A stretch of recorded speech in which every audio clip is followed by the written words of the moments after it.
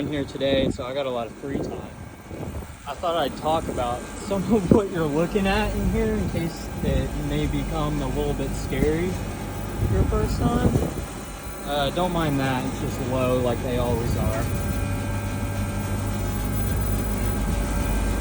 So I don't know if you've ever looked in a panel like this. There's a lot of boards, a lot of piping.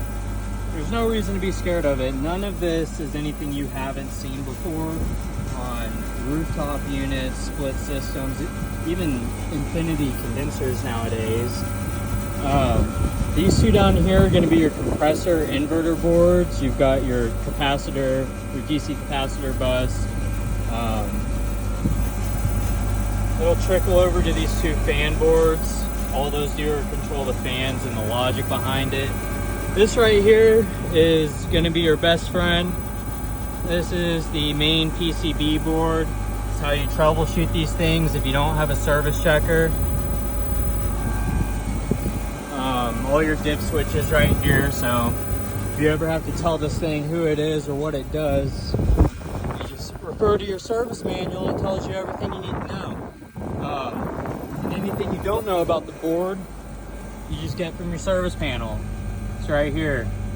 Pretty much all of them are the same. This is a Toshiba Carrier, but there's also Mitsubishi, Daikin, LG, Samsung, all sorts of stuff. Now on the back, this is where all the magic happens. Up here is obviously your condenser with your inverter fans. But this is what makes this thing heat recovery. Well, in addition to the flow selector inside, but we're not going to talk about that right now. This is your refrigerant receiver. It's what allows it to operate at a bunch of different capacities. Without that, it'd struggle doing heat and cooling because refrigerant capacities differ between the two. If you look in there, this little black cylinder surrounded by piping that hopefully nobody ever will need to change, that is your refrigerant oil separator. So all of your discharge gas coming out of your vapor compressors are going to be separated in there with your oil falling to the bottom and your gas going out the top. Just uses gravity to separate them. It's pretty simple, really. This right here is your suction side accumulator.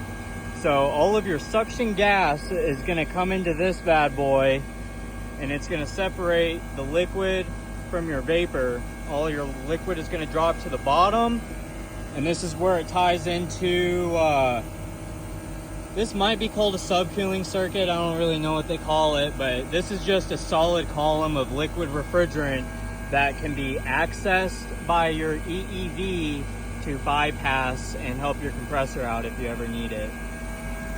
So all of your vapor is going to come out of the top of this, head over to your compressors.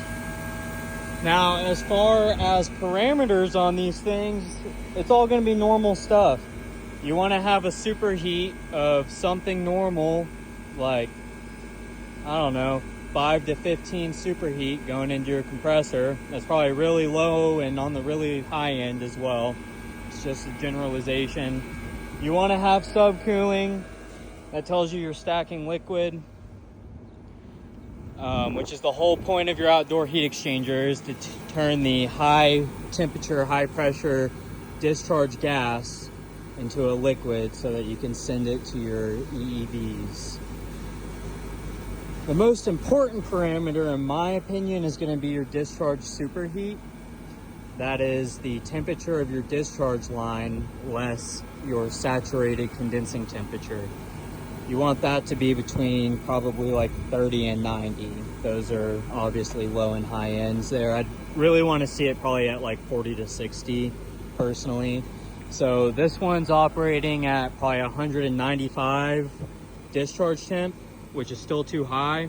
Our condensing temp is probably 100, so our discharge superheat is 95, give or take. Why that's important is that tells you how much vapor you're getting to your compressor, as well as how much oil return you're getting. So if you're producing great cooling capacity, but your discharge superheat is through the roof, you're not getting oil to that compressor. Vice versa, if your discharge superheat is in the mud, just way low, It's probably overcharged or filled with oil.